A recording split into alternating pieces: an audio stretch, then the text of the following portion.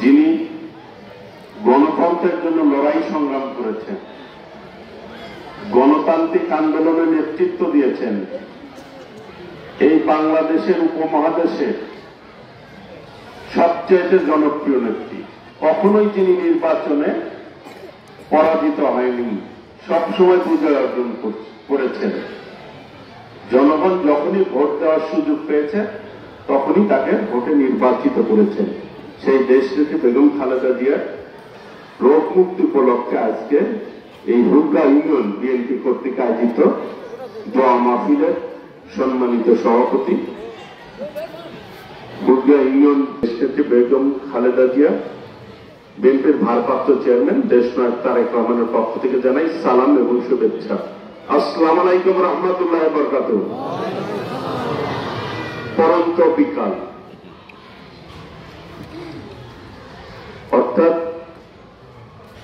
আসর নামাজের পরে মাগরিবের আগে, এই মাঝখানে আল্লাহ রাব্বুল আলামিন দোয়া কবুল করেন। দোয়ার মুখ্যম সময় হচ্ছে এই সময়টি। সেই জন্য আমরা প্রাণ খুলে দোয়া করব আমাদের প্রিয় নেত্রী দেশনেত্রী বেগম খালেদা জিয়ার জন্য, যিনি দীর্ঘ আন্দোলন সংগ্রাম করেছেন, লড়াই করেছেন গণতন্ত্রের জন্য।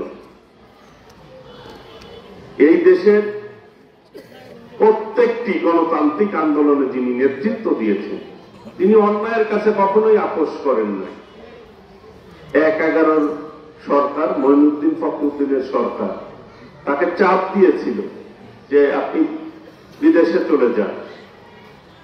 আর খুনি শেখ হাসিনা তখন কিন্তু 2বার বিদেশে চলে গেছিল, আপনাদের মনে থাকার কথা।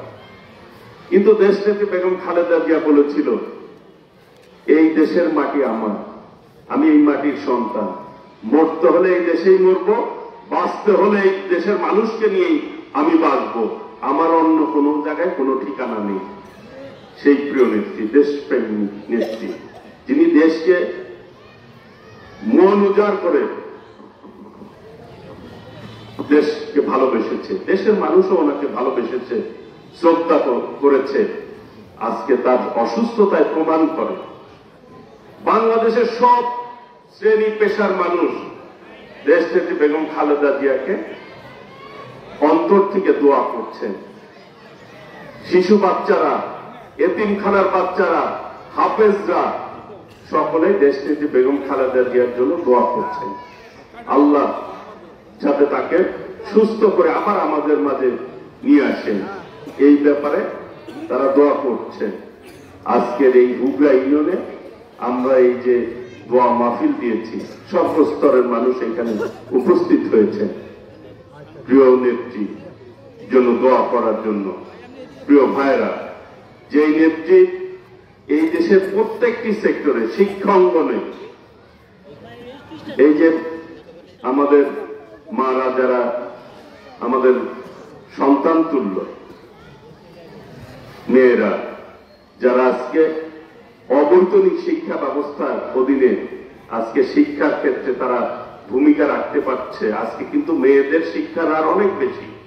এর পিছনে মূল কারিগর হচ্ছে দেশনেত্রী বেগম খালেদা জিয়া। উনি অবৈতনিক শিক্ষা ব্যবস্থা চালু করেছিলেন।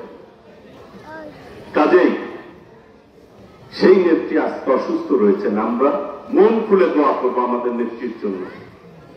আল্লাহ যখন বান্দাকে দেখেন যে বান্দা অন্তর দিয়ে মন থেকে দোয়া করছেন, আল্লাহ রাব্বুল আলামিন সেই দোয়া কিন্তু কবুল করেন।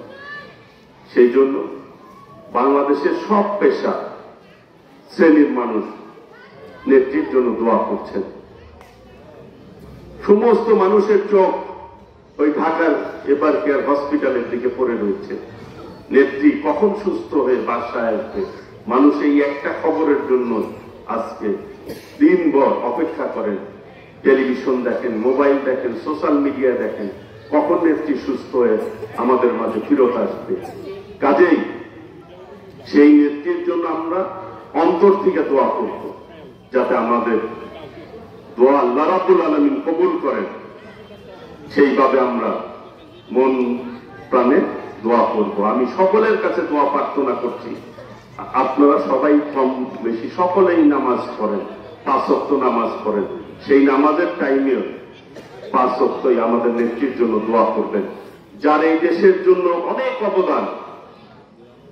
উনি কখনোই জনগণের বিপক্ষে যে কোনো কাজ করেন নাই, উনি শেখ হাসিনার মতো কখনোই জনগণের উপরে গুলি চালায় নাই, বরং জনগণের পাশে থেকেছে, জনগণের কল্যাণে কাজ করেছেন।